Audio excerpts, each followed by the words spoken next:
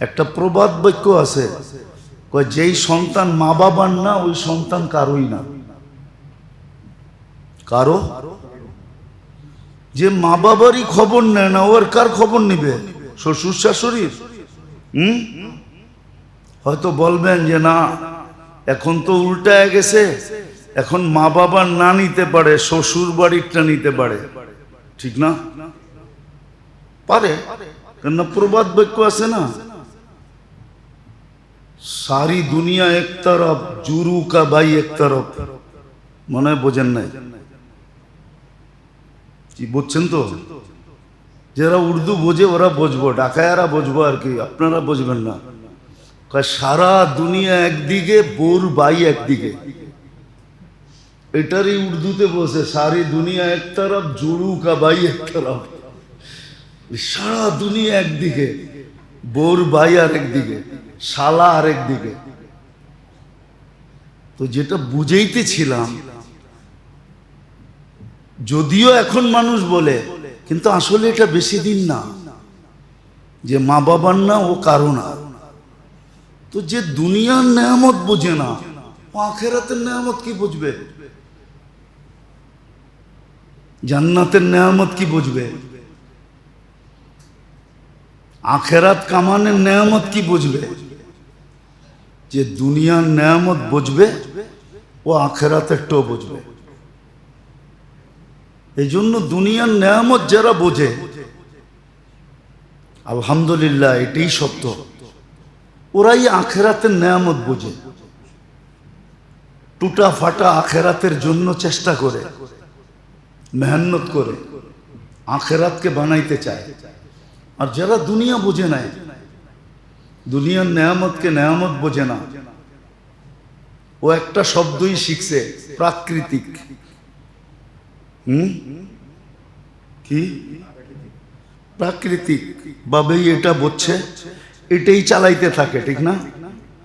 আযাবকেও আযাব মনে করে না, নেয়ামতকেও নেয়ামত মনে করে না। ও বলে এমনি হইতেছে, এইভাবেই চলবে, এইভাবেই। কেননা গ্রামারের ভিতরে অনেকগুলা বিপরীত শব্দ আছে। তো বিপরীত ছোটবেলা লেখছেন কি লেখেন না জানি না, স্কুলে পড়া অবস্থায় বিপরীত শব্দ লেখো। সুখ লেখা দিছে, তারপর লেখছে বিপরীত লেখো। বিপরীত কি? সুখ, সুস্থ, দুঃখ, অসুখ। ঠিক না? ওই ওডি লিখতে এখন মনে করতেছে এগুলো সব এরকমই হইতেছে, এইভাবেই হবে। এটা নেয়ামত শেয়ামত না, এটা হলো একটা ধারা। কি সিস্টেম? কি সিস্টেম মনে করে যে শীত গেছে গরম আসবে, শীত গেছে বসন্ত আসবে, বসন্ত গেছে হেমন্ত আসবে, হেমন্ত গেছে এখন গরম আসছে, গরম গেছে বর্ষা আসবে, বর্ষা যাবে আবার আরেকটা আসবে। মনে করে এইভাবেই চলবে, কিন্তু এটা যে নেয়ামত এটা মনে করে না। যার কারণে দুনিয়ার নেয়ামত যে না বোঝে, ও আখেরাতের নেয়ামতও বোঝে না। এই জন্য কোরআন কিন্তু বড় বুঝাইছে। সত্য এটা। কোরআনে একটা ছোট ইঙ্গিত আছে, বড় কঠিন ইঙ্গিত, বড় কঠিন ইঙ্গিত আছে। অফি আনফুসিকুম আফালা তুবসিরুন।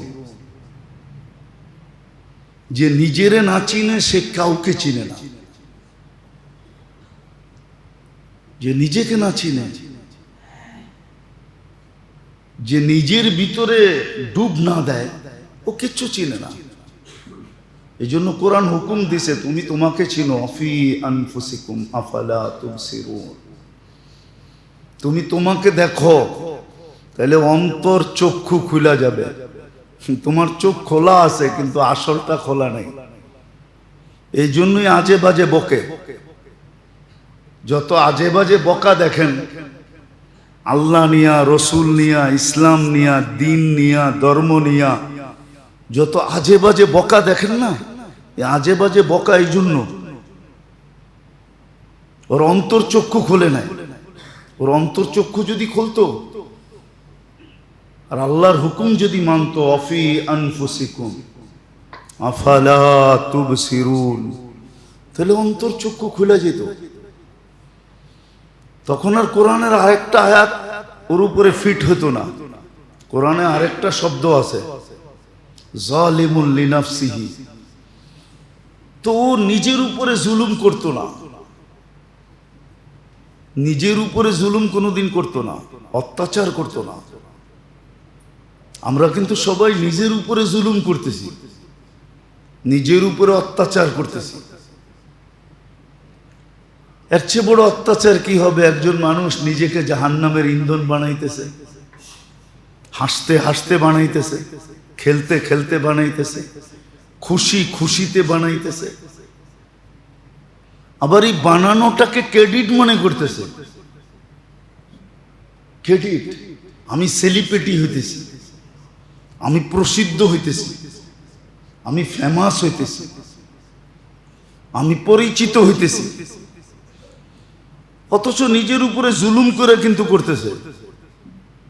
যদিও আজকে বুঝবে না, কালকে বুঝবে, কালকে বুঝবে সে যে কতটুক জুলুম সে নিজের উপরে করছে। তো কোরআনের দ্বিতীয় কথা তার উপরে সত্যায়িত হইতেছে। কারণ এটাই যে দুনিয়ার এই যা কিছু সে দেখতেছে, যার কিছুর মাঝে সে বিরাজমান আছে, অবস্থান করতেছে, শ্বাস প্রশ্বাস যে চলতেছে, এটাকে সে নেয়ামত মনে করতেছে না। আবার পিছে যেতেছি, নেয়ামত যদি মনে করত তাহলে সে নেয়ামতের শুকরিয়া আদায় করার পন্থাগুলাকেও তালাশ করত, যে এই নেয়ামতের শুকরিয়া কি করে আদায় করতে পারি, হিসাব কিতাব এখান থেকে কি করে ক্লিয়ার করে যেতে পারি। কেন এটারও হুকুম আছে, হাসিবু ক্বাবলা আন তুহাসাব। তোমার হিসাব নেওয়ার আগে তুমি হিসাব কিতাব ক্লিয়ার করো। যখন হিসাব কিতাব নিবে তো তুমি যেন ক্লিয়ার দেখায় দিতে পারো, এই যে আমারটা ওকে আছে, ক্লিয়ার। তুমি ক্লিয়ার করো, তাহলে সে ক্লিয়ার করত, হিসাব কিতাবকে আটকায় রাখতো না। তো এক নেয়ামত তো হলো যেটার ভিতরে আমরা বর্তমানে আছি, এটার প্রত্যেকটা জিনিস আমাদের জন্য নেয়ামত। উচিত ছিল শুকরিয়া আদায় করতে পারি আর না পারি, কমসে কম যেই মসনুন দোয়াগুলা ছিল, যেগুলা পড়লে শুকরিয়া আদায় হয়ে যেত, ওই দোয়াগুলা শিখার কমসে কম দরকার ছিল, আর এগুলা পড়ার দরকার ছিল। আর এগুলা শুধু দোয়া ছিল না, এগুলার সাথে সাথে ইবাদতও ছিল। ইবাদত শুধু এটার নাম না যে মসজিদে বৈশা তসবিহ জপতে থাকা